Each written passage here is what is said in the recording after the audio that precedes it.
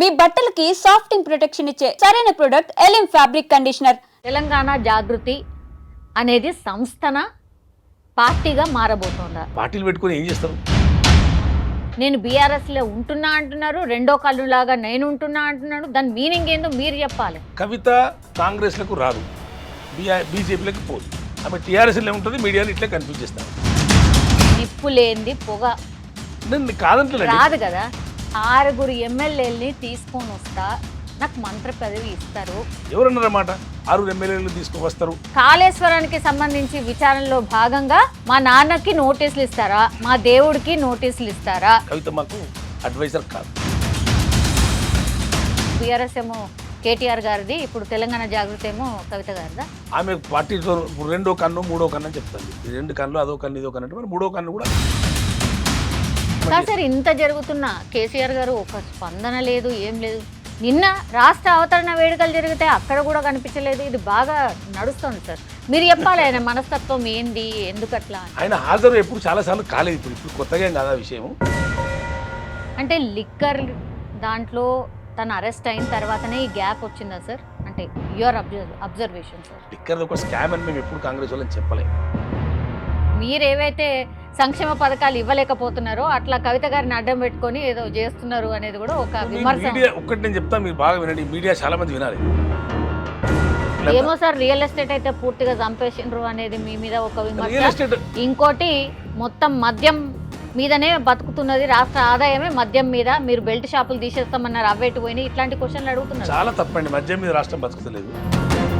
దగ్గర ఒక 18 మంత్రులు ఉన్నటువంటి శాఖ కేవలం 12 మంత్రుల దగ్గరనే ఆగింది. అది చాలా ఇంపార్టెంట్ శాఖలన్నీ కూడా ముఖ్యమంత్రి గారి దగ్గరనే ఉంటాయి. ఇంకెన్ని రోజులు కాదు సార్, ఒక 5-6 సార్లు పోయినరు ముఖ్యమంత్రి గారు. లిస్ట్ పట్టుకొని పోతుర్రట, బ్యాక్ వస్తుర్రట, లిస్ట్ పట్టుకొని పోతుర్రట, బ్యాక్ వస్తుర్రట. అదే నడుస్తుంది. లిస్ట్ పట్టుకొని పోయినరు అంటే డెఫినెట్ బంద్ చేసుకొని రావడం సార్. లోకల్ బాడీ ఎలక్షన్స్ ఇగ పోతాం అగ పోతాం అని చెప్తున్నారు. పైసలు లేక ఆగిరా సార్? అంటే బాగా మంది, చాలా మంది పాపం సర్పంచులు పనులు చేసిరు కానీ పైసలు రాలేవు అని చెప్పి ఊర్లోకి పోతే అసలు మిమ్మల్ని క్వశ్చన్ చేస్తున్నారు, రాణిస్తలేరు, తరిమేస్తుండ్రు. ఇట్లాంటి బాగా ఈ బకాయిలు పెట్టింది మేం కాదు. ఈ బకాయిలు మేము చివరికి పెట్టిందే బీఆర్ఎస్ గవర్నమెంట్. కానీ తీర్చాల్సింది ఏ గవర్నమెంట్ వస్తే గవర్నమెంట్ ప్రాసెస్ తీర్చాల్సింది మేమేం కాదంటలేదు. రాజాసింగ్ గారు ఎపిసోడ్ చూసిరా సార్? రాజాసింగ్ గారు కొంచెం అంటే కవిత గారి ఇష్యూల్నే మాట్లాడినరు. మా వాళ్ళే ప్యాకేజ్ ఇస్తార్లు, మా వాళ్ళే సహకరిస్తారు, ఇట్లాంటివన్నీ మాట్లాడారు. కానీ రాజాసింగ్ కరెక్ట్ చెప్పింది కదా. మరి బీజేపీ బీఆర్ఎస్ ఒకటే రాజాసింగ్ చెప్పింది కదా క్లియర్ కట్. ఈరోజు మన ముందున్నటువంటి గెస్ట్ కేసీఆర్ గారి మేనల్లుడు, అట్లాగే పిసిసి స్పోక్స్ పర్సన్ ఉమేష్ రావు గారు. సార్ నమస్తే. ఎట్లున్నారు సార్? బాగున్నారా? యా. ఎందుకు చెప్పినా అంటే కాంగ్రెస్ పార్టీలో ఏం నడుస్తుంది అది మాట్లాడబోతున్నాం. అట్లాగే కేసీఆర్ గారి ఫ్యామిలీ నుంచి వచ్చారు కాబట్టి ఈ మధ్య కాలంలో ఆ ఫ్యామిలీ ఫుల్ హాట్గా ఉంది కాబట్టి వాళ్ళ గురించి కూడా మాట్లాడబోతున్నాం. సార్ కోర్స్ మీరు టచ్లో లేరేమో, మేబీ చాలా గ్యాప్ వచ్చిందేమో, but still you follow and మీకు సోర్స్ ద్వారా మీకు కూడా తెలుస్తుండొచ్చు. తెలంగాణ జాగృతి, అక్కడి నుంచే స్టార్ట్ చేద్దాం సార్. తెలంగాణ జాగృతి అనేది సంస్థన పార్టీగా మారబోతోందా? తెలంగాణ జాగృతి అనేది తెలంగాణ రాకముందు కూడా తెలంగాణ కల్చర్ను ప్రమోట్ చేయడం కోసం అప్పుడు కవిత అప్పుడు తెలంగాణ జాగృతి అని పెట్టి చాలా యాక్టివిటీస్ చేసిన వాళ్ళు. ఆ ఉద్యమంలో కూడా పార్టిసిపేట్ చేసి మనం చూసామంతా. తెలంగాణ రాష్ట్రం వచ్చిన తర్వాత కొన్ని రోజులు స్తబ్దంగా ఉండేది. ఇది జాగృతి అనే సంస్థ. అదొక కల్చరల్ యాక్టివిటీ చేసే ప్రమోట్ చేసే సంస్థ అది నాకు తెలిసినవి. అయితే దాని తర్వాత రీసెంట్లీ మళ్ళీ ఏదో కొంచెం యాక్టివిటీస్ ప్రారంభం చేసినారు. కానీ పార్టీ అని నేను ఒకటి అడుగుతానండి, పార్టీ కవిత కాదు. ఇప్పుడు ఎవరు కూడా ఇక్కడ స్పేస్ లేదు. పార్టీలు పెట్టుకొని ఏం చేస్తారు? రాజకీయ పార్టీ పెట్టడం అనేటువంటిదంతా ఈజీ కాదు, ఎవరికైనా ఈజీ కాదు ఇప్పుడు. కాబట్టి ఇక్కడ ఏం స్పేస్ ఉంటుంది? కవిత స్టేచర్కు పార్టీ పెట్టడం ఈ స్టేట్లో పెడతారని నేను అనుకోవడం అయితే లేదు నాకు తెలిసి. అయితే ఎందుకు అంటే స్పేస్ లేదు ఒకటి అన్నారు, స్టేచర్ లేదు అని ఇంకోటి అన్నారు. డెఫినెట్లీ స్పేస్ ఎందుకు లేదు? ఎందుకంటే మీరు 3 పార్టీలే కనబడుతున్నాయి. అసలు ప్రజల గురించి ఆలోచించే పార్టీలే కావు ఇవి. ఎవరి దుకాణం వాళ్ళదే, ఎవరి పంచాయతీ వాళ్ళదే అనేది ప్రజలు జర అసహనంగానే ఉన్నారు. అధికార పార్టీ మీ పార్టీతో సహా. అటు బీఆర్ఎస్ ఏమో ఏడుందో ఏం అర్థమైతే లేదని ఆ పార్టీ, ఇక బీజేపీ అయితే వాళ్ళ పంచాయతీ వాళ్ళకే ఉంది, అధ్యక్షుడు ఎవరో తేల్చుకోలేక వాళ్ళు వస్తున్నారు అని అది ఇంకో పంచాయతీ. ఇది చాలా తప్పండి ఇది మాట. ఇప్పుడు రాష్ట్ర రాజకీయాలను పరిశీలిస్తే రాజకీయ ముఖ చిత్రాన్ని మనం తీసుకున్నట్టయితే కాంగ్రెస్ పార్టీ రూలింగ్లో ఉంది. రూలింగ్లో ఉన్న పార్టీ మేము క్షేత్రస్థాయిలో చాలా బలంగా ఉన్నాం. At the same time principal opposition party BRS ఉంది స్టేట్లో. వాళ్ళు మొన్నటి 10 years రూల్ చేశారు. వాళ్ళు కూడా ఇంతో అంతో రైటో రాంగో వాళ్ళకు కూడా మంచి క్షేత్రస్థాయిలో బలం ఉంది. వాళ్ళు ప్రిన్సిపల్ అపోజిషన్గా ఉన్నారు. రెండవది భారతీయ జనతా పార్టీ కూడా. భారతీయ జనతా పార్టీ వాళ్ళు సెంట్రల్లో అధికారంలో ఉన్నారు. అదొక నేషనల్ పార్టీ. ఈ 3 పార్టీల మధ్యలో ఇంకో పార్టీ ఎక్కడ స్పేస్ ఉంటుందండి? ఈ 3 పార్టీల మధ్యలో ఇంకెక్కడ స్పేస్ ఉంటుంది మీరు చెప్పండి? చిన్న చితక పార్టీలు ఎక్కడ సర్వైవల్ అయితే? ఇటువంటి పార్టీలు చాలా వచ్చినాయి పోయినాయి. సరే ఇప్పుడు ఆమె పార్టీ పెడుతుందా పెడతలేదా ఆమె స్వయంగా చెప్తే కానీ మనకు తెలియదు, మనం ఊహించి చెప్పడం కరెక్ట్ కాదు. కానీ నేను అనేది ఎవరు పార్టీ పెట్టినా ఇక్కడ స్పేస్ లేదనేది నేను చెప్పదలుచుకున్నది. ఇక్కడ బీసీల గురించి మాట్లాడుతున్నారు, పూలే విగ్రహం గురించి మాట్లాడుతున్నారు, నేను బీఆర్ఎస్లో ఉంటున్నా అంటున్నారు, రెండో కళ్ళు లాగా నేను ఉంటున్నా అంటున్నాడు. దాని మీనింగ్ ఏందో మీరు చెప్పాలి. అంతే మీనింగ్. మీడియా అసలు అనవసరంగా మీడియా కన్ఫ్యూజ్ అవుతుంది. ఆమె కన్ఫ్యూజ్ చేస్తుంది, మీడియా కన్ఫ్యూజ్ అవుతుంది. ఇంతకంటే నేను చెప్పేది ఏముండదు. మీడియాను ఆమె కన్ఫ్యూజ్ చేస్తుంది, మీడియా కన్ఫ్యూజ్ అవుతాను. ఇప్పుడు నేను ఒకటి చెప్పదలుచుకున్నప్పుడు కవిత కాంగ్రెస్లకు రాదు, బీజేపీలకు పోదు. ఆమె టీఆర్ఎస్లో ఉంటుంది, మీడియాని ఇట్లా కన్ఫ్యూజ్ చేస్తూనే ఉంటుంది. That's all. మీడియా ఎన్ని రోజులు కన్ఫ్యూజ్ అయ్యేది ఉంటే అన్ని రోజులు వాళ్ళు కన్ఫ్యూజ్ అవుతారు అంతే. ఏం కన్ఫ్యూజన్ సార్? మేము క్లారిటీగానే అడుగుతున్నాం. ఆమె క్లారిటీ చెప్తారా లేదు? మీకు అర్థమైంది లేదు అని. కవిత గురించి మా కాంగ్రెస్లో చర్చ లేదు. It's very clear. కాంగ్రెస్లో చర్చ లేదు. ఎవరో పత్రికలు రాసుకుంటే ఈ కాంగ్రెస్ సంబంధించి ఇవన్నీ ఊహాజనితాలు, అవన్నీ మాకు సంబంధం లేని మ్యాటర్. రెండవది ఆమె బీజేపీని తిడుతూ ఉన్నది, బీజేపీలో పోవద్దని చెప్తా ఉన్నది. బీజేపీ పార్టీ మాకు నష్టం చేసింది, బీజేపీ పార్టీ కరెక్ట్ కాదు, బీజేపీతో నువ్వు అంటగాగినా పార్టీలే అంతర్ధానం అయిపోయినాయి అని చెప్పే పద్ధతులు ఆమె చెప్తా ఉంది. కాంగ్రెస్ పార్టీ మీద కూడా మాట్లాడుతూ ఉంది. మేము కాంగ్రెస్ పార్టీ వల్ల మేము మాట్లాడతలేము, మాకు అక్కర్లేదు. ఏంటి ఆమె గురించి మాట్లాడే అవసరం మాకు లేదు. కాంగ్రెస్ పార్టీకి అంత పర్టికులర్ దాడి చేయాల్సిన అవసరం మాకు లేదు. అయితే ఇప్పుడు ఏ స్టాండ్ తీసుకోకుండా ఆమె మీడియాని కన్ఫ్యూజ్ చేస్తున్నది. ఇప్పుడు ఆమె క్లారిటీ ఏదో ఆమె మీడియా మీరు పోయి ఆమె క్లారిటీ తీసుకోండి, మాకు అవసరం లేదు. ఆమె క్లారిటీ తీసుకోవాలంటే మీడియాలో తీసుకోవాలి, అంతే కదా. మేము ఎందుకు మీరు ఏ పార్టీలు ఉంటారో మీరు మా పార్టీలకు వస్తారని మేము ఎందుకు అడుగుతాం? మాకు సంబంధం లేదు కదా. మీడియానే తీసుకోవాలి. మీడియా అనవసరంగా ఆమె చుట్టూ తిరుగుకుంటూ వార్తలు తయారు చేసుకుంటూ ఆమెతో మీడియా కన్ఫ్యూజ్ అవుతుంది, మీడియా వల్ల ఆమె కన్ఫ్యూజ్ అవుతుంది. అంతకు మించి ఇంకొకటి లేదు ఇక్కడ. ఆమె కాంగ్రెస్లకు రాదు, మాకు అవసరం లేదు ఆమె రావడం. బీజేపీలో నిప్పు లేనిది పొగ నేను కాదంటే రాదు కదా. నేను ఏమంటున్నా అంటే 6 ఎమ్మెల్యేలని తీసుకొని వస్తా, నాకు మంత్ర పదవి ఇస్తారు, ఆల్మోస్ట్ ఇక ఓకే అయింది, రాహుల్ గాంధీ దగ్గర మాట ముచ్చట అయిపోయింది, కేసు వేణుగోపాల్ కావచ్చు, ఆ తర్వాత ఎవరు మన మల్లికార్జున ఖర్గే గారు కావచ్చు, వాళ్ళు ఆల్మోస్ట్ ఓకే అయింది, మీరు ఇక్కడ ఉన్నటువంటి వాళ్ళు వద్దన్నారట, అందుకని ఆగింది. ఎవరన్నారన్నమాట నాకు అది చెప్పండి. అది ఎవరన్నారు? మీరు అది చెప్తే నేను చెప్తా. ఆ 6 ఎమ్మెల్యేలు వస్తారన్నమాట ఎవరు అంటున్నారు? ఎవరు చెప్పారన్నమాట? కాంగ్రెస్ పార్టీ చెప్పిందా లేకపోతే కవిత స్టేట్మెంట్ ఇచ్చిందా? నాకు చెప్పండి. ఆ విషయం ఊహాజనితమైన విషయాన్ని మేము సమాధానం మేము ఇస్తాం, చెప్పండి. ఎవరన్నారన్నమాట? 6 ఎమ్మెల్యేలను తీసుకువస్తారు, కేసీ వేణుగోపాల్తో మాట్లాడినరు, మంత్రి పదవి ఆమె ఎక్స్పెక్ట్ చేసింది, ఇవన్నీ ఎవరు చెప్పారు? అది చెప్తే నేను మాట్లాడతా ఆ విషయంలో. కవిత చెప్పిందా? ఇక్కడ స్టేట్మెంట్ నేను చదవలే కవిత స్టేట్మెంట్. మరి కాంగ్రెస్ పార్టీ చెప్పిందా? కాంగ్రెస్ పార్టీ స్టేట్మెంట్ ఎక్కడ? కవితను రండి మీరు 6 ఎమ్మెల్యేలు తీసుకురండి, మేము మంత్రి పదవి ఇస్తామని కాంగ్రెస్ చెప్పలే. మరి ఎవరు చెప్పారు ఇది? నాకు అది తెలియాలి కదండి. తెలిస్తే కానీ మన మీద మాట్లాడగలుగుతాం. ఇప్పుడు ఒక మీడియా సంస్థలు మీరు కూడా ఫాలో అవుతారు వినండి, మీడియా నేను మీరు అన్నది నాకు అర్థమైంది. ఇప్పుడు మీడియా సంస్థలు అనేకం ఉంటాయి, ఒక్కొక్కరికి ఒక్కొక్క ఐడియా ఉంటుంది, ఒక్కొక్క వ్యూ ఉంటుంది, ఒక్కొక్క పర్సనల్ ఎజెండా ఉంటుంది. ఎవరో మీడియా సంస్థ ఎవరో రాసిండ్రు అన్నారు, నాకు తెలియదు పత్రికలు వచ్చిందని. నేను ఆ పత్రిక చదవలే. ఆ పత్రిక మా ఇంటికి రాదు, మా ఇంటికి ఈనాడు పత్రిక వస్తుంది, ఏదో ఆంధ్రజ్యోతి పత్రికలు వచ్చిందన్నారు. మరి ఆంధ్రజ్యోతి పత్రికకు ఉన్న సోర్స్ ఏందో నాకు తెలియదు. మరి మా కాంగ్రెస్ పార్టీ గురించి వాళ్ళే డిసైడ్ చేస్తారేమో నాకు తెలియదు. మరి మా కాంగ్రెస్ పార్టీలో మాకైతే తెలియదు. ఆమె 6 మేము రమ్మని చెప్పలేమను, ఆమె వస్తానని మాకు చెప్పలే. మరి కాంగ్రెస్ పార్టీ గురించి నిర్ణయాలు తీసుకున్నది మరి ఆ పత్రిక అయితే నాకు తెలియదు. మరి అన్నారు, నేను ఆ పత్రిక కూడా చదవలే, ఎవరో చెప్పారు ఆంధ్రజ్యోతి పత్రికలో వచ్చిందని చెప్పారు. నేను మా ఇంటికి ఆ పత్రిక రాదు, మాకు ఈనాడు పత్రిక వస్తుంది, ఈజ్ వెరీ క్లియర్. కాబట్టి అటువంటి ఊహాజనితమైన ప్రశ్నలకు మేము సమాధానాలు ఎట్టి ఇవ్వగలుగుతాం చెప్పండి? కాంగ్రెస్ పార్టీ ఒక రెస్పాన్సిబుల్ పొలిటికల్ పార్టీ, రాష్ట్రంలో అధికారంలో ఉంది. మేము ఏది పడుతుంది మేము మాట్లాడడం, ఏది పడుతుంది ఎంటర్టైన్ చేయడం కాంగ్రెస్ పార్టీ విధానం కాదు. కవిత ఎపిసోడ్ వాళ్ళు ప్యూర్లీ వాళ్ళ ఇంటర్నల్ మ్యాటర్. అది TRS party internal matter. She's a TRS party MLC, ఆమె పార్టీ అధినేత కుమార్తె, వాళ్ళ ఇంటర్నల్ మ్యాటర్ అది. కాబట్టి ఆమె మమ్మల్ని ఏం విమర్శించలే. మాతో వాళ్ళకేం సంబంధం లేదు, మాకు వాళ్ళకేం పొత్తు కూడా లేదు మాకు ఈ 2 పార్టీల మధ్యలో. మరి వాళ్ళ గురించి మేము ఎందుకు పట్టించుకుంటాం చెప్పండి? మా దగ్గరకు వచ్చినప్పుడు మా సమస్య అయినప్పుడు మేము దానికి స్పందిస్తాం. మేము పిలవలేదు, ఆమె వస్తానని మాకు చెప్పలేదు. It's very clear. మొన్న మీడియా సమావేశం మీరు చూసే ఉంటారు కదా, తెలంగాణ జాగృతి ఆఫీస్ స్టార్టింగ్ అయిన రోజు మీరు ఏం చేసిండ్రని, అసలు కాంగ్రెస్ పార్టీ ఏం చేస్తుంది అని, సీఎం హోదాలో ఉన్నటువంటి వ్యక్తి అసలు సీఎం హోదాలాగా అసలు వ్యవహరిస్తున్నాడా, ఇట్లాంటివన్నీ మాట్లాడుతూనే కాళేశ్వరానికి సంబంధించి విచారణలో భాగంగా మా నాన్నకి నోటీసులు ఇస్తారా, మా దేవుడికి నోటీసులు ఇస్తారా, తెలంగాణ జాతిపితకు నోటీసులు ఇస్తారా, ఇట్లాంటివి మాట్లాడిండ్రు. మీరు కూడా ఎందుకు ఇస్తున్నారు నోటీసులు? నేను ఒకటి తెలుసు, ఇప్పుడు కాంగ్రెస్ పార్టీ ఎట్లా వ్యవహారం చేయాలో, ఎట్లా రూల్ చేయాలో కవిత నుంచి అడిగి తీసుకోవాల్సిన అవసరం మాకు లేదు. కవిత మాకు అడ్వైజర్ కాదు, వెరీ క్లియర్. ఇప్పుడు నోటీసులు ఇచ్చారని అడిగారు అన్నారు. నోటీసులు ఇచ్చింది ఎవరు? కమిషన్ ఇచ్చింది. ఆ కమిషన్ అక్కడ అవకతవకలు జరిగిన కూడా ప్రభుత్వం ఇవ్వలే నోటీస్. ప్రభుత్వం ఒక జ్యుడిషియల్ కమిషన్ వేసింది.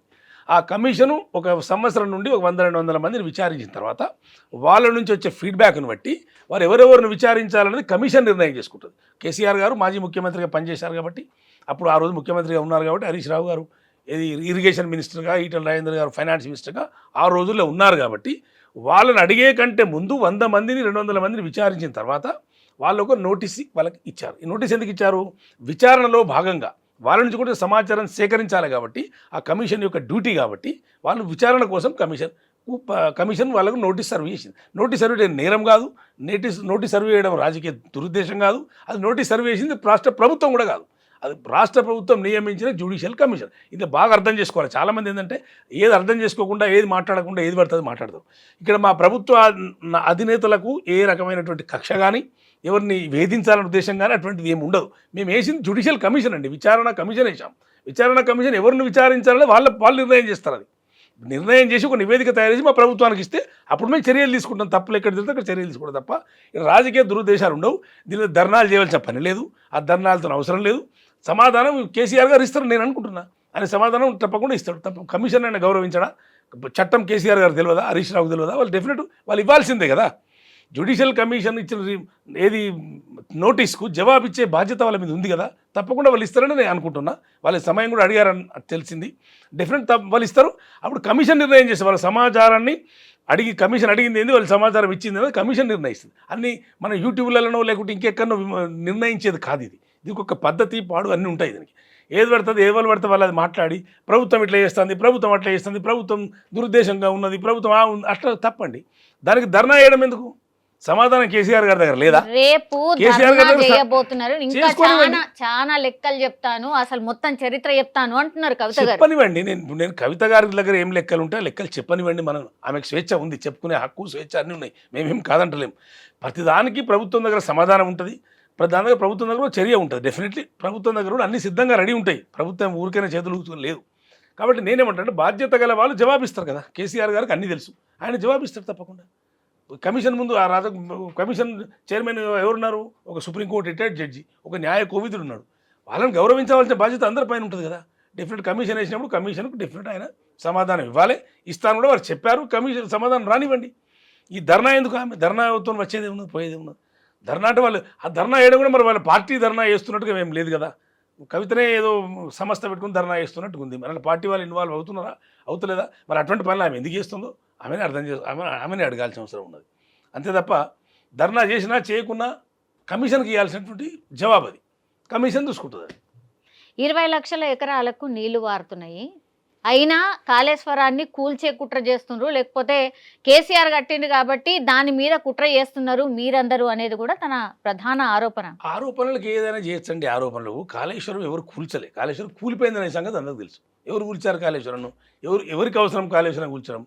కూల్చేంత మూర్ఖులు ఎవరు ఉంటారు ఇక్కడ? కాళేశ్వరం కూలిపోయింది, సరే తప్పు జరిగింది, ఏదో జరిగింది నిజమే.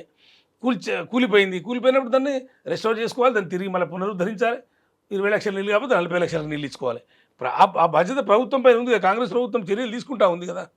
ఎన్డీఎస్ఏ రిపోర్ట్ తీసుకున్నది, మొత్తం మా ఇరిగేషన్ మినిస్టర్ గారు ఆ పనిలో ఉన్నారు. కాళేశ్వరం పునరుద్ధరించడం జరుగుతుంది, కాళేశ్వరం ద్వారా నీళ్లు ఇవ్వడం కూడా జరుగుతుంది. ప్రభుత్వం యొక్క బాధ్యత కదా అది. అది వ్యక్తుల కోసం చేసింది కాదు కదా. రేపు తెల్లారి మిగతా పిల్లర్స్ కూలిపోవు అనేది అసలు ఉందా సార్? గ్యారంటీ ఉందా?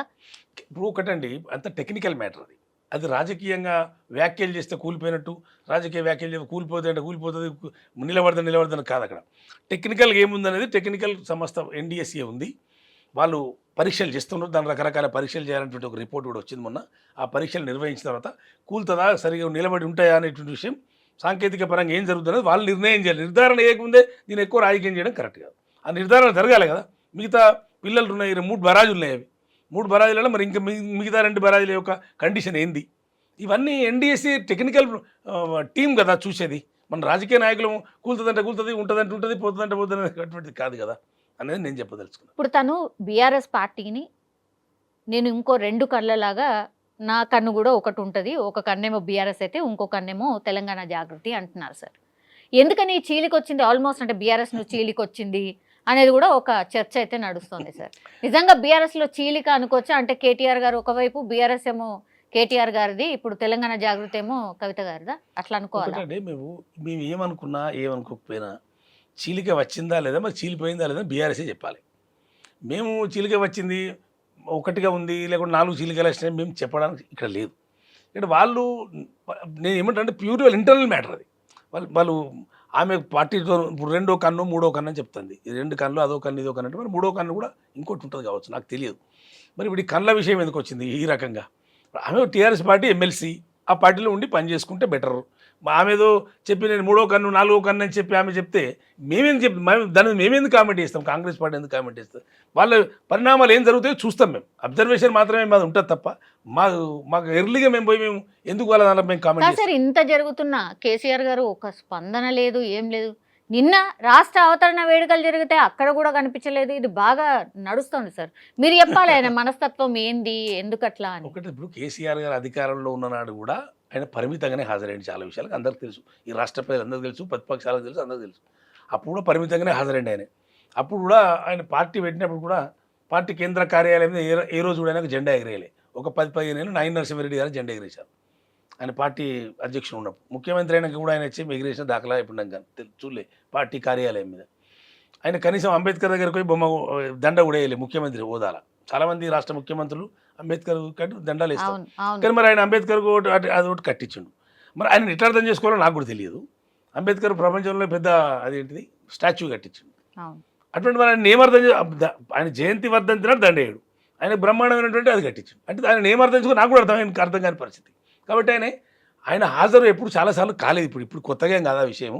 గతంలో ముఖ్యమంత్రి ఉండడం కూడా చాలా ముఖ్యమంత్రి చేయాల్సినటువంటి విధులు తప్పకుండా హాజరు కావాల్సినటువంటి వాటికి కూడా ఆయన హాజరు కాలేదు అప్పుడు.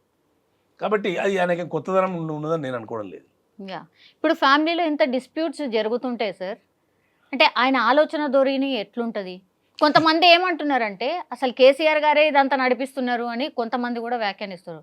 నిజంగా ఆయన మెంటాలిటీ అట్లాంటిదేనా? ఒకటండి ఇప్పుడు నేను ఆయన ఇప్పుడు వాళ్ళ ఇంటర్నల్గా ఏం జరుగుతుందో అసలు నేను ఇప్పుడు ఫ్యామిలీలో నేను లేను, నాకు సంబంధం లేదు వాస్తవానికి. ఏం జరుగుతుందనేది మనకు తెలియదు. కాబట్టి ఆమె మాత్రం కేటీఆర్ను విమర్శించినట్టుగా మనం అందరం చూసినాం, కేటీఆర్ను విమర్శించినట్టుగా. కాబట్టి అది సర్దుబాటు చేయవలసిన బాధ్యత పార్టీ నాయకత్వానికి ఉంటుంది, పార్టీ అధ్యక్షునిగా తండ్రిగా ఆయనకు ఉంటుంది. తప్పకుండా వాళ్ళు సర్దుబాటు చేసుకోవాలి దాన్ని. కానీ మనం ఇంత జరిగింది ఈ రకంగా ఈ విషయం కోసం ఇట్లా వాళ్ళు డిస్ప్యూట్ వచ్చిందని మనం విధంగా చెప్పలేం కదా. వాళ్ళు చెప్తా కానీ మనం చెప్పలేం.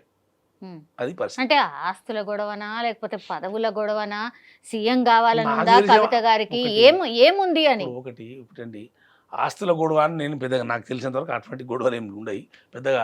నేను అట్లా ఉండదని నేను అనుకోవడం లేదు. కాకపోతే పొలిటికల్ ఈగోస్ అడ్డం వచ్చినట్టే, కొంచెం ఈగోసే. ఎందుకంటే ఆమె కూడా పార్టీలో కొంచెం ఇంపార్టెంట్ రోల్ తీసుకోవాలని అనుకుంటున్నట్టున్నది. కానీ ఒకసారి ఆమె కూడా ఇంటెలిజెంట్ పర్సనే, కొంచెం పార్లమెంట్ మెంబర్ కూడా చేసింది, ఎమ్మెల్సీగా కూడా ఉన్నది. కవిత కూడా ఇంటెలిజెంటే, కొంచెం మెచ్యూర్డ్ పర్సనే. కాబట్టి ఇప్పుడు ఎందుకు అంత తొందరపడ్డదో నాకు కూడా తెలియదు. కాబట్టి అది పర్యవసానం ఎడదారి తీస్తూ ఇప్పుడే మనం కామెంట్ చేయలేం. ఇంకేం ఆమె ఎటువంటి అడుగులు వేస్తుంది ముందుకు, పర్యవసానాలు ఏముంటాయి. రాజకీయం చాలా చాలా స్పీడ్గా ఉంటుంది కదా రాజకీయం కూడా. మళ్ళీ ఆమె చుట్టే అటువంటి ఇట్లా అడుగులు వేసే వాళ్ళ చుట్టే మీడియా ఉంటుంది. మీడియా ఎవరికి ఉన్నటువంటి ఐడియాలజీ ప్రకారం మీడియా కూడా ఎక్స్పోజ్ చేస్తూనే ఉంటుంది. ఇవన్నీ పరిణామాలు ఏం జరుగుతాయో మనం ఇప్పుడు ఇంత ఇమీడియట్గా మనం ప్రిడిక్ట్ చేసి చెప్పలేమనేది నా ఉద్దేశం. అంటే లిక్కర్ దాంట్లో తను అరెస్ట్ అయిన తర్వాతనే ఈ గ్యాప్ వచ్చిందా సార్? అంటే యువర్ అబ్జర్వేషన్ సార్. ఒకటి ఇప్పుడు లిక్కర్ అనేటువంటిది ఇప్పుడు మేము అంతకుముందు కూడా అరవింద్ కేజ్రీవాల్ గారు మాత్రం ఉన్నప్పుడు లిక్కర్ స్కామ్ అనేది, లిక్కర్ ఒక పాలసీ అనేటువంటిది అప్పుడు మేము చెప్పాము. రాహుల్ గాంధీ గారు చెప్పారు లిక్కర్ ఒక స్కామ్ అని. మేము ఎప్పుడు కాంగ్రెస్ వాళ్ళని చెప్పలే. ఇక్కడ రాహుల్ మన అరవింద్ కేజ్రీవాల్ గారు మాతో అలయన్స్లో ఉన్నారు అవును కదా, అవును మేము ఈ లిక్కర్ ఆయనని కేంద్ర ప్రభుత్వం వేధిస్తుంటే కూడా మేము ధర్నా చేయడంలో కాంగ్రెస్ పార్టీ పార్టిసిపేట్ చేసింది. లిక్కర్ స్కామ్ అని మేము ఏమనుకోలే, లిక్కర్ అది ఇతమితంగా అసలు స్కామ్ ఏమున్నది అలా ఎక్కడ ఇంతవరకు ఏం రాలేదు బయటకు, ఎక్కడేమి సీజ్ కాలేదు, ఎక్కడేమి ఎవరికేం జరగలేదు, కాబట్టి కేసులు పెట్టి మాత్రం జైల్లో పెట్టిన అందరినీ. మరి ఆ తర్వాత ఏమైంది మరి బీజేపీ జవాబు చెప్పాలి, స్కామ్ జరిగిందా లేదా కాంగ్రెస్ కాదు జవాబు చెప్పేది, బీజేపీ చెప్పాలి. కాబట్టి వాళ్ళని మాత్రం జైలు వేసారు, అరవింద్ కేజ్రీవాల్ వేసారు, అక్కడ మనీష్ సిసోడియా వేసారు. వాళ్ళ ప్రభుత్వం పోవడానికి కారణం కూడా బీజేపీ ఈ బదనాంతోనే వాళ్ళ ప్రభుత్వం పోయింది. కాబట్టి ఇక్కడ కూడా అదే జరిగింది. అది వల్ల బదనాం డెఫినెట్ ఎఫెక్ట్ పడుతుంది కదండి, తప్పకుండా ఎఫెక్ట్ పడుతుంది. ఇక్కడ కూడా అదే జరిగింది. బీజేపీ వాళ్ళు ఎంత చేయాలో అంత చేయగలిగిన వాళ్ళు, నో డౌట్. కాబట్టి ఆ ఎఫెక్ట్ కూడా వాళ్ళకి పడ్డది. బదనామైనప్పుడు జనం అంత డీప్గా పోయి ఇన్వెస్టిగేషన్ ప్రజలు చేయరు కదా. కాకపోతే బదనాం అయితే బ్రహ్మాండంగా మీడియా ద్వారా బీజేపీ వాళ్ళు మొత్తం ప్రొపగండా వేసేసారు. వాళ్ళు బీజేపీ చాలా ప్రొపగండా వేసిన ఓటమి కారణమైనరు. మరి అదేందో లిక్కర్ స్కామ్ ఏందో మరి తీసి బయట పెట్టచ్చు కదా పూర్తి స్థాయిలో. జైల్లో వేసి వదిలేసి బెయిల్ వచ్చినాయి పెట్టున్నారు. మరి ఏంది స్కామ్ ఏంది, ఆ బాధ్యత బీజేపీ మీద ఉంది కదా, అది కాంగ్రెస్ పార్టీ బాధ్యత కాదు కదా, బీజేపీ బాధ్యత. కాబట్టి బీజేపీ ఆడే గేమ్లన్నీ కూడా దానివల్ల చాలామందికి నష్టాలు జరిగినాయి, కాంగ్రెస్ వాళ్ళు కూడా నష్టాలు జరిగినాయి, ఢిల్లీలో కూడా మాకు కూడా నష్టం జరిగింది బీజేపీ యొక్క ప్రవర్తన వల్ల. దారుణంగా ప్రవర్తించింది బీజేపీ. చాలా రాష్ట్రాల్లో కూడా ఎన్ని రాష్ట్రాలు నార్త్ స్టేట్లలో ఎన్నిసార్లు కాంగ్రెస్ పార్టీకి నష్టం చేసింది బీజేపీ. నేషనల్గా రావడానికి ఒక కేసు పనికి మాలిన కేసు తీసుకొచ్చి మమ్మల్ని సోనియా గాంధీ గారిని రాహుల్ గాంధీ గారిని వాళ్ళు ఏం బదనాం చేస్తే దేశ ప్రజలు నమ్మరు, అది వేరనుకోండి. కాకపోతే వాళ్ళని కూడా వేధించాలంటే దుర్మార్గమైన ఆలోచనతో బీజేపీ మొదటి ఏజెన్సీలను, ఇన్వెస్టిగేషన్ ఏజెన్సీలను వాడుకుంటూ రాజకీయ ప్రత్యర్థులను దెబ్బతీసే కార్యక్రమంలో బీజేపీ ఉందనే విషయం ఈ దేశ ప్రజలకు 10-12 సంవత్సరాల నుండి తెలుసు. It's very clear. వాళ్ళు ఎవరికి దాపరికం లేదు. సరే, అందులో వీళ్ళు కూడా బలి కావచ్చు, టీఆర్ఎస్ వాళ్ళు కూడా బలి కావచ్చు, కాంగ్రెస్ వాళ్ళు కూడా అయితే దారుణమైన నష్టాలు జరిగినాయి ఈ బీజేపీ వల్ల. ఇది మాత్రం ఇంకోటి ఏంటంటే మీరే కవిత గారితో ఒక ఏదో గేమ్ ఆడిపిస్తున్నారు. బికాస్ మీరు ప్రజలకు ఇచ్చిన హామీలు నెరవేరుస్తలేరు కదా, ఇంకా హైప్ చేస్తున్నారు. సో వాళ్ళు ఏదైతే అంటే మీరు ఏవైతే సంక్షేమ పథకాలు ఇవ్వలేకపోతున్నారో అట్లా కవిత గారిని అడ్డం పెట్టుకొని ఏదో చేస్తున్నారు అనేది కూడా ఒక విమర్శ. ఒక్కటి నేను చెప్తాను, మీరు బాగా వినండి. మీడియా చాలా మంది వినాలి. మీడియా ఊహించినట్టుగా కవిత అంత పెద్ద మనిషి కాదండి. కవితను అడ్డం పెట్టుకొని కాంగ్రెస్ పార్టీ బతికేది ఏముంటుందండి? కవితను అడ్డం పెట్టుకుంటే ప్రజలంతా విషయాలన్నీ మర్చిపోయి అది అయిపోతుంది. కవిత రాజకీయం ఏమున్నది ఇక్కడ? కవిత రాజకీయం మీడియా హైప్ చేస్తుంది తప్ప కవిత ఏంది ఇక్కడ? కవిత నథింగ్, ఏమున్నది? కవిత ఇష్యూ ఏంటి? కవిత ఇష్యూ ఏందండి ఇక్కడ? టీఆర్ఎస్ కాదు ఇష్యూ కవిత, కాంగ్రెస్ కాదు, నా బీజేపీ కాదు. ఆమెనే తొందరపడి చేసుకుంటుంది అనేది నా అభిప్రాయం. కవిత ఇష్యూ ఏముంటుంది ఇక్కడ? కవిత గురించి కాంగ్రెస్ పార్టీ ఎందుకు ఆలోచిస్తే అంతగానం?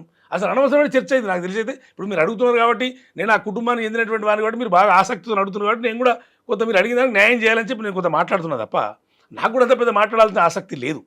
కవిత గురించి అంత చర్చ ఈ రాష్ట్రంలో అవసరం లేదని నా అభిప్రాయం.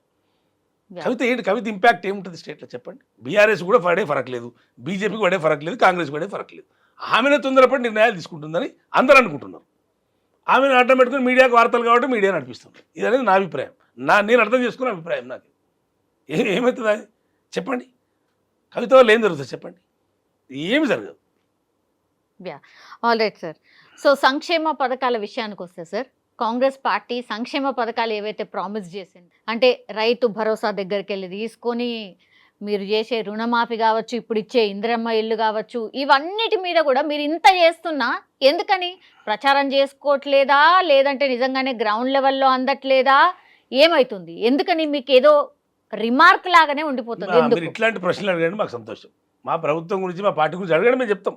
ఎందుకంటే బాధ్యతాయుతమైనటువంటి పార్టీ కాబట్టి, బాధ్యతాయుతమైన ప్రభుత్వం కాబట్టి మేము చెప్తాం తప్పకుండా. నిజమే మీరు అన్నట్టుగా మేము ఎన్నికలలో వాగ్దానం చేసినాం. ఇది ప్రజా సంక్షేమ పథకాలు డెఫినెట్లీ మేము ఇస్తామని చెప్పినాం, మేము వాగ్దానం చేసినాం, మేము కాదని చెప్పడం లేదు. అయితే మేము ప్రభుత్వంలోకి వచ్చిన తర్వాత వాస్తవ ఆర్థిక పరిస్థితి మీద మేము మొదటి శాసనసభ సమావేశంలోనే, మీకు కూడా జ్ఞాపకం ఉంటుంది జర్నలిస్ట్ కాబట్టి, మొదటి శాసనసభ సమావేశంలోనే మా ముఖ్యమంత్రి గారు రేవంత్ రెడ్డి గారు శ్వేతపత్రం ఇవ్వడం జరిగింది. స్పష్టంగా ప్రజల ముందు పెట్టడం జరిగింది. రాష్ట్ర ఆర్థిక పరిస్థితి, రెవెన్యూ ఇంత ఉంది, మనం అనుకున్నది ఇంత అని మేము మొదటి శాసనసభలోనే, తర్వాత కూడా కాదు, అప్పుడు పెట్టడం జరిగింది. దాని తర్వాత ఒక్కొక్క అభివృద్ధి పథకాలు, సంక్షేమ పథకాలు అమలు చేసుకుంటూ వస్తాం. ఒక 48 గంటల్లోనే మేము ఒకటి ఇంప్లిమెంట్ చేసాం, ఫ్రీ బస్ అనేటువంటి వాగ్దానం చేసినప్పుడు. దాని తర్వాత ఎలక్ట్రిసిటీ బిల్, ఇదొకటి మేము రాయితీ ఇచ్చినాం. అవన్నీ సిలిండర్ మీద కూడా మేము ముందుగా అడిగేసి దానిలో కూడా మేము సబ్సిడీ ఇస్తూనే ఉన్నాం. సిలిండర్ మీద కూడా సప్లై చేస్తూ ఉన్నాం. 1 by 1 సన్న బియ్యం ఇస్తామని చెప్పినాం, సన్న బియ్యం ఇస్తాం. రేషన్ కార్డులు ఇచ్చినప్పుడు ఆ కార్యక్రమం ముమ్మరంగా సాగుతూనే ఉంది. 1 by 1 ఈ ధరణికి సంబంధించింది అది 1 by 1 చేసుకుంటూ వస్తూనే ఉన్నాం మేము. అంటే మేము మా కాలం ఎంత గడిచింది? 18 నెలలు మాత్రమే మేము ప్రభుత్వంలో ఉన్నాం ఇంతవరకు. మా మ్యాండేట్ ఏంది? 5 సంవత్సరాలకు మాకు మ్యాండేట్ ఇచ్చారు ప్రజలు. ఇంకా 3.5 సంవత్సరాల కాల పరిధిలో, ఆ పరిమితిలో మేము తప్పకుండా ప్రజలకు ఇచ్చిన వాగ్దానం ఈ సంక్షేమ పథకాలు కానివ్వండి, అభివృద్ధి పథకాలు కానివ్వండి. సార్ పైసలు లేవంటున్నారు, ఎట్లా చేస్తారు అనేది పెద్ద క్వశ్చన్. ఇప్పుడు ఒకటండి, పైసలు లేవు, నిజమే పైసలు లేవని మేము చెప్తూనే ఉన్నాం కదా. రెవెన్యూ రాబడి పెంచుకుంటాం. ఆ పెంచుకోవడానికి అనేక మార్గాలు అన్వేషిస్తుంది ప్రభుత్వం ఊరికే కూర్చోదు కదా, చేతులు కట్టుకొని కూర్చోదు కదా. ప్రభుత్వం నిరంతరం అన్వేషిస్తుంటే బ్యూరోక్రాట్స్ ఉంటారు, మంత్రులు ఉంటారు, ముఖ్యమంత్రి గారు ఉంటారు. ఏమో సార్, రియల్ ఎస్టేట్ అయితే పూర్తిగా చంపేసిండ్రు అనేది మీ మీద ఒక రియల్ విమర్శ. ఎస్టేట్ ఇంకోటి మొత్తం మద్యం మీదనే బతుకుతున్నది రాష్ట్ర ఆదాయమే మద్యం మీద. మీరు బెల్ట్ షాపులు తీసేస్తామన్నారు, అవేటి పోయినాయి, ఇట్లాంటి క్వశ్చన్లు అడుగుతున్నారు. చాలా తప్పండి. మద్యం మీద రాష్ట్రం బతుకుతలేదు. రియల్ ఎస్టేట్ కూడా అంత మేము వచ్చాకంటే 1 year ముందు 1.5 year ముందే రియల్ ఎస్టేట్ ఇక్కడ పడిపోయింది. ఈ విషయం రియల్టర్స్ అందరికి తెలుసు, చాలామంది తెలుసు. అదేదో కాంగ్రెస్ పార్టీ మీద బదనాం వేసి చేద్దామని కూడా తప్పది. రెండు మద్యం అనేది మేము వచ్చే వరకు అప్పటికి వరకు మద్యం దానికి సంబంధించిన రెవెన్యూ అంతా వాళ్ళే తీసేసుకున్నారు. మేము వచ్చే వరకు 2-3 వేల కోట్ల రూపాయలు మద్యం మీద అప్పుడే తీసేసుకున్నారు. మద్యం మీద మేము నడిపింది ఎక్కడ ప్రభుత్వం? మద్యంతో మేము ఎక్కడ నడిపినాం? రెవెన్యూ ఏడుకెళ్ళి వస్తుంది, రెవెన్యూ కమర్షియల్ ట్యాక్స్ ఉండదు, రకరకాల రెవెన్యూతో అన్ని సర్దుబాటు చేసుకుంటూ వస్తుంది. కొన్ని అప్పులు కూడా తీసుకోవడం జరిగింది.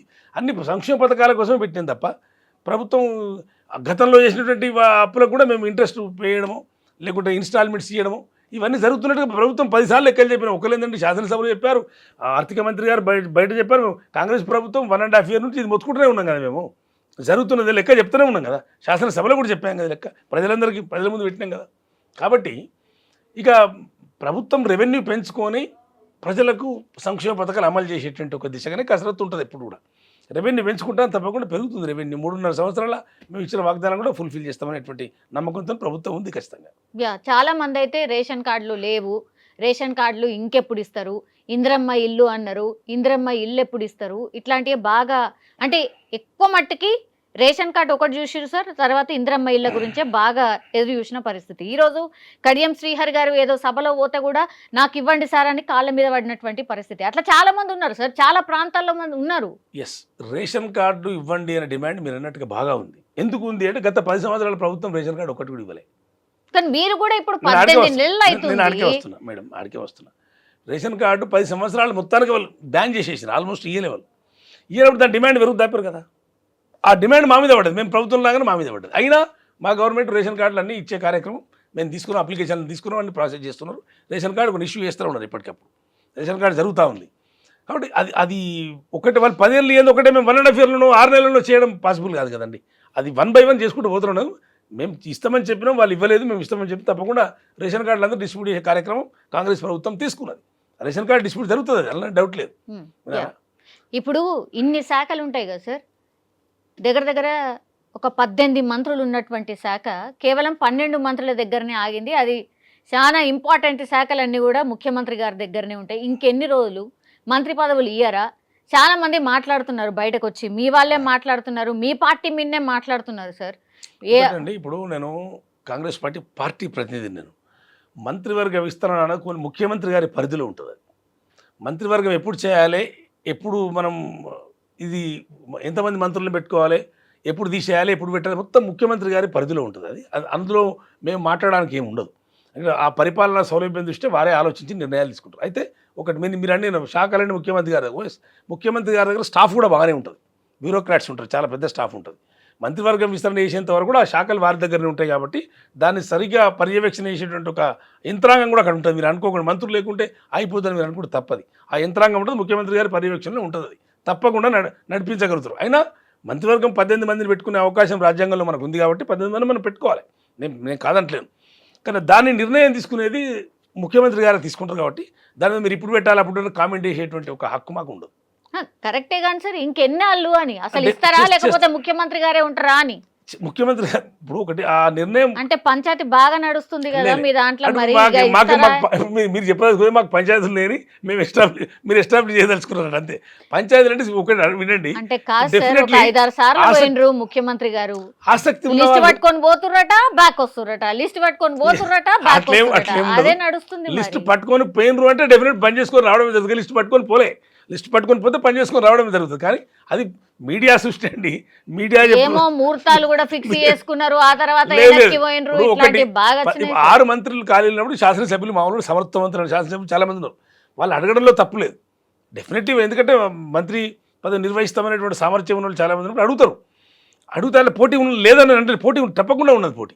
పోటీలో కూడా సామాజిక సమీకరణలను సమతుల్యతని పాటించిన తర్వాతనే ఆ నిర్ణయం ఒకటి జరుగుతుంది. నిర్ణయం ఆషామాషి ఉండదు. అది ఇక్కడ కేంద్ర ప్రభుత్వం సలహా తీసుకోవాలి, మా కేంద్ర పార్టీ సలహా తీసుకోవాలి, వాళ్ళ సూచనలు తీసుకోవాలి. ముఖ్యమంత్రి గారు అన్ని ఆలోచన చేసి ఎవరిని పెడితే బాగుంటుందో ముఖ్యమంత్రి గారి యొక్క పరిధిలో ఉంటుంది కాబట్టి వారి విచక్షణ అధికారం కాబట్టి వారే నిర్ణయం ఏమో సార్, రెడ్డిలు బాగా అయిపోయినారు కాబట్టి రెడ్డిలకు ఇవ్వద్దు, ఖచ్చితంగా బీసీ నినాదం ఎత్తుకున్నాం కాబట్టి అందరు బీసీలకే ఇవ్వాలి అనేది ఒక పెద్ద ఎత్తున చర్చ నడుస్తుంది. ఎవరు అడిగినా తప్పేం లేదు. నేను ఏమంటారు, బీసీలు అడిగితే వాళ్ళకి ఇవ్వకూడదని ఏం లేదు, తప్పకుండా ఇవ్వాల్సిందే, జనాభా ప్రాతిపదికన ఇవ్వాల్సిందే. రెడ్డిలు ఎక్కువైన అనేటువంటి మాట ఎవరైతే రెడ్డిలు ఏమి ఎక్కువైంది, ఎక్కడైనా రెడ్డిలు ఎక్కువ ఒక 2-3 అయితే తప్పకుండా వాళ్ళు సీనియర్లు పార్టీ కోసం పనిచేసిన వాళ్ళే, వాళ్ళు ఇంపార్టెంట్ పర్సన్స్నే పార్టీకి వాళ్ళ కాంట్రిబ్యూషన్ ఉంటేనే వాళ్ళకి పదవులు ఇచ్చిన, ఊరికనే వాళ్ళకేం పదవులు పిలిచి ఇవ్వలేదు. వాళ్ళు 3-4 ఇచ్చిన ముఖ్యమంత్రి గారితో పాటు వాళ్ళ కాంట్రిబ్యూషన్ కూడా ఉంది కదా. పార్టీలో కాంట్రిబ్యూషన్ లేకుండా ఎవరు వట్టిగా ఊరికైనా ఇయ్యరు పిలిచి. కాబట్టి బీసీలు అడగడంలో తప్పలేదు, బీసీల యొక్క కాంట్రిబ్యూషన్ చాలా ఉంది. డెఫినెట్లీ వాళ్ళ మద్దతుతోనే పార్టీ అధికారంలోకి వచ్చింది, దాన్ని ఎవరు కాదంటలేరు, హైకమాండ్ గుర్తించింది. ఇప్పుడు అదే ఎక్సర్సైజ్ జరుగుతుంది. బీసీలకు కూడా అవకాశాలు వస్తాయి, ఎస్సీలకు కూడా అవకాశాలు వస్తాయి.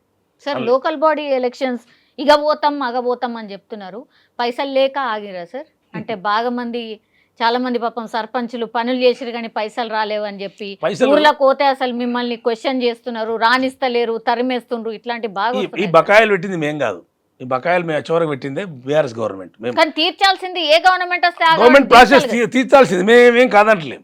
మీరు ఏది తలకు మించిన భారం లెక్క మీరు ఎన్నో బకాయిలు 100 కోట్ల రూపాయల బకాయిలు పెట్టిపోతే మేము మొన్న 153 కోట్ల రూపాయలు రిలీజ్ చేసింది, మా గవర్నమెంట్ రిలీజ్ చేసింది. 1 by 1 అన్ని ఇచ్చేస్తాం. అప్పుడు వాళ్ళు చేసినటువంటి పెంటనే మా మీద ఉందండి, పెద్ద బరువు మా మీద ఉంది. అది చేసుకోవడం కోసమే 1.5 years పట్టింది ఇప్పుడు దాన్ని సర్దుబాటు చేసుకోవడానికి కూడా. కాబట్టి వాళ్ళ ఎఫెక్ట్ మా మీద బాగా పడ్డది, మా గవర్నమెంట్ మీద. కాబట్టి మొన్న డబ్బులు కొంత రిలీజ్ చేసి మిగతా డబ్బులు రిలీజ్ చేస్తారు. త్వరలోనే అన్ని ఎన్నికలు నిర్వహించడం జరుగుతుంది. త్వరలో అంటే ఎప్పుడు సార్? 2-3 నెలల్లో అన్ని ఎలక్షన్లు జరిగేటువంటి అవకాశం ఉంది. తప్పకుండా ప్రభుత్వం కసరత్తు చేస్తూ ఉంది. ముఖ్యమంత్రి గారు కూడా ఆలోచనలో ఉన్నారు. తప్పకుండా ఇది ఒకటి బీసీ ఒకటి ఉంది కదా రిజర్వేషన్ సంబంధించింది, అదొకటి కొంచెం ప్రయత్నం చేస్తూ ఉన్నారు. అది మన కంప్లీట్ అయిపోతే మనం 42% అంటే ప్రయత్నం చేయాలి. అవుతుందా అంటే ఇప్పుడు మా చేతిలో కేంద్ర ప్రభుత్వం లేదు, అన్ని సుప్రీం పవర్ మా దగ్గర ఉండదు. మేము స్టేట్ ప్రభుత్వం, మేము చిత్తశుద్ధిని అమలు చేయడానికి మేము తీర్మానాలు చేసి పంపించేసినాం. ఆడ చేయవలసిన బాధ్యత వాళ్ళ మీద ఉంటుంది. కాబట్టి మేము ప్రయత్నం చేస్తాం తీవ్రంగా. మా ముఖ్యమంత్రి గారు కూడా చాలా తీవ్రంగా ప్రధానమంత్రి గారు కలిశారు, అడిగారు. అది తొందరగా ఇవాళ చేసేస్తే తొందరగా ఎలక్షన్ అవుతుంది. దానికోసం కూడా కొంచెం ఆగడం జరుగుతుంది. రిజర్వేషన్ కూడా మనం అమలు చేద్దామని ఆలోచన. అట్లా కాని పక్షంలో కూడా మేము ఏం చెప్పినామంటే పార్టీలోనే 42% ఇస్తామని కూడా చెప్పారు. అట్లా ఒప్పుకుంటలేరు కదా, పార్టీ చిత్తశుద్ధి ఉన్నది ఆ విషయంలో. ఎందుకు ఒప్పుకోరు? ఎవరు ఒప్పుకుంది? ఎవరు? మిగతా పార్టీలు కూడా క్వశ్చన్ చేయ, మీరు చెప్పింది ఏంది, చేస్తుంది ఏంది అని బీసీలు కూడా క్వశ్చన్ చేస్తారు. మేము చేయాల్సింది చేస్తున్నాం కదండి. మేము మా పార్టీ నుంచి ఇస్తాం కదా, తప్పకుండా మా పార్టీలో రిజర్వేషన్ చేస్తామన్నాం. అంటే మా చిత్తశుద్ధి మీరు గమనించండి. చట్టపరంగా మీరు ఒకవేళ సాధ్యం కాకపోతే, చట్టపరంగా అమలు జరగకపోతే మా పార్టీ నుంచి ఇస్తామని చెప్పినాం. మేము 42% రిజర్వేషన్ మేము అభ్యర్థులు నిలబెడతామని చెప్పినాం. 42% బీసీలకు ఇచ్చేస్తాం, తప్పకుండా గెలిపిస్తాం. మేము ఇప్పిస్తాం, గెలిపిస్తాం. కాబట్టి మేము ఆ చిత్తశుద్ధి మాకు ఉంది. చట్టం చేయాల్సింది కేంద్రం కదా. అక్కడ కేంద్రం మేము మా పరిధిలో ఉన్నటువంటి పని మేము చేసి పెట్టాము. మిగతా కార్యక్రమం చేయాల్సింది, కంప్లీట్ చేయాల్సింది వాళ్ళు. కేంద్రానికి సంబంధించి మాట్లాడారు కాబట్టి సార్, ఏంటి సార్ సిచ్యువేషన్? ఇప్పుడు బీజేపీ కాన్సన్ట్రేషన్ అంతా సౌత్ల మీద పెట్టిందట. ఆల్మోస్ట్ మీకు తెలుసు, ఏపీలో మీరు చూస్తూనే ఉన్నారు. ఇప్పుడు next shifting to Telangana, compulsory ఈడ పాగా వేస్తాము, ఈసారి కొడతాము అని ఫిక్స్ అయినరు అనేది చర్చ సార్. నేను ఒకటే ఛాలెంజ్ చేసి చెప్తాను, బీజేపీ వల్ల ఏమి కూడా కాదు తెలంగాణలో. ఏదో మనం 8 ఎంపీ సీట్లు గెలిచినాం అని చెప్పి వాళ్ళేదో తెలంగాణ ప్రభుత్వంలోకి వస్తామని ఏదో పెద్ద భ్రమలు పడతారు. అసలు బీజేపీకి అంత పెద్ద సీన్ లేదు ఈ తెలంగాణలో. బీజేపీ రాష్ట్ర ప్రభుత్వానికి రాదు. వాళ్ళు ఎంత హైప్ క్రియేట్ చేసినా ఎమ్మెల్యే ఎలక్షన్ 8 మాత్రమే ఎమ్మెల్యేలు వచ్చిన సీట్లు. అయ్యో మాట వినండి, ఇప్పుడు కంప్లీట్ కానీ డిపాజిట్ అయింది వాళ్ళ. ఎన్ని చాలా డిపాజిట్ అయింది చెప్పండి? 10ల సంఖ్యలో వాళ్ళ డిపాజిట్లు అయినాయండి. వాళ్ళు గెలిచింది 8 మంది ఎమ్మెల్యేలు. మొన్న ఆ మోడీ మానియాతోని అప్పుడు టీఆర్ఎస్ కూడా ఫెయిల్యూర్ అయిపోయి ఉన్నది కాబట్టి టీఆర్ఎస్ ఓటేయాల్సిన అవసరం లేదని చెప్పి అప్పుడు టీఆర్ఎస్ వీక్ ఉండడం వల్ల కాంగ్రెస్ నష్టపోయింది. మాకు రావాల్సిన 4 సీట్లు వాళ్ళకు పోయినాయి. కాంగ్రెస్ నష్టపోవాల్సి వచ్చింది టీఆర్ఎస్ యొక్క పెర్ఫార్మెన్స్ లేకపోవడం వల్ల. కాబట్టి బీజేపీకి ఆ సీన్ లేదు. ఇప్పుడు గెలిచిన ఎంపీలు కూడా మళ్ళీ గెలవరు, ఏం ఫికర్ చేయకండి మీరు, 2-3 సీట్ల కంటే ఎక్కువ గెలవరు మళ్ళీ. కాబట్టి బీజేపీ ఎందుకు సార్ అంత కాన్ఫిడెంట్ గా చెప్తున్నారు? 100% What is the reason? చెప్తాను 10 ఏళ్ళు రూల్ చేసిన ఢిల్లీలో 300 సీట్ల వరకు రీచ్ అయినటువంటి వాళ్ళు మనం 2023లో 24 ఏమైందండి? ఎక్కడికి వచ్చారు? 240 సీట్లకు వచ్చి మళ్ళీ కోalition గవర్నమెంట్ నడపాల్సిన పరిస్థితి. వాళ్ళు అంత పెద్ద గొప్ప పెర్ఫార్మెన్స్ చేస్తే, అంత గొప్ప దేశ ప్రజలకు అది చేసుకుంటే మరి మీరు ఎందుకు ఆ పరిస్థితి కదా? 240కి ఎందుకు వచ్చినాయి? మరి 50 సీట్లు మరి 99, 100 సీట్లకు మేము పోయినాం. మీరు 240 సీట్లు వస్తాయి. మీరు దిగినరా పెరిగినరా? రేపు ఇంకా దిగుతారు మీరు. నార్థన్ స్టేట్లలో మీరు ఫెయిల్ అయినప్పుడు సౌత్లో మీకు వచ్చే అవకాశమే లేదు. సౌత్లో మీకు వచ్చేంత సీనే లేదు మీకు. సౌత్లో ఎక్కడ వస్తాయి? సౌత్లో మీకు చెప్పండి ఎక్కడ? మీకు మహా అయితే కర్ణాటక మీద ఆశ ఉంటుంది కావచ్చు. కాబట్టి మీరే కదా కర్ణాటక కూడా రానివ్వండి. మా కర్ణాటకలో మేమున్నాం అంటే వాళ్ళకి ఏమైనా 4 సీట్లు వస్తాయని అనుకుంటారు. అదివరకు కర్ణాటకలో కొన్ని గవర్నమెంట్ చేసింది కాబట్టి 4 సీట్లు వస్తాయని అనుకుంటారు. తెలంగాణ వాళ్ళకి ఆ సీనీ లేదు కదా. తెలంగాణ చంద్రబాబు నాయుడుతో పోటీ పెట్టుకుని 2-3 ఆంధ్రప్రదేశ్లో గెలిచారు అంతే కదా. కాబట్టి బీజేపీకి నార్త్ ఇండియాలోనే వాళ్ళ కోల్పోయినప్పుడు సౌత్ ఇండియాలో వచ్చేది ఏముంటుందండి? సౌత్ ఇండియాలో ఏం రాదు. నార్త్ ఇండియా ఉత్తరప్రదేశ్లోనే 40 సీట్లు కోల్పోయింది. సమాజ్వాదీ పార్టీకి 40 సీట్లు వచ్చినాయి ఉత్తరప్రదేశ్లో, మీకంటే ఎక్కువ వచ్చినాయి. అయోధ్యలో సమాజ్వాదీ పార్టీ గెలిచింది. మీరు ఎక్కడ చెప్పండి? మీరు బీజేపీ నార్త్ స్టేట్లలోనే పోతుంది. ఇక నెక్స్ట్ మీకు అవకాశం ఎక్కడిది బీజేపీకి? ఆల్రెడీ మొన్ననే మీకు ఇండికేట్ చేసింది. మొన్ననే బీజేపీ దిగిపోతుందనే విషయం మొన్న 24 ఎలక్షన్లో తెలిపోయింది. కాబట్టి బీజేపీకి ఆ ఛాన్స్ లేదు. ఇక్కడ తెలంగాణలో అంతకన్నా లేదు. ఏమో సార్ వాళ్ళ ప్రెసిడెంట్ మారతాడు మళ్ళీ ప్రెసిడెంట్ మారినా మారకున్నా వాళ్ళతో అయ్యేది ఏం లేదని క్లియర్ చెప్తున్నా. వాళ్ళు ఎన్నడూ ఇక్కడ ఏం చేసేది లేదు, పోయేది లేదు. ఆ మోడీ మాన్యతో మొన్న 7 సీట్లు వచ్చినాయి ఎంపీ సీట్లు. బీజేపీ పార్టీని అంత కౌంట్లో తీసుకోవాల్సిన అవసరం లేదు. స్టేట్ ఛాలెంజ్ చెప్తున్నాను. బీజేపీ అనేటువంటి పార్టీ ఇక్కడ ఆల్టర్నేటివ్ కాదు.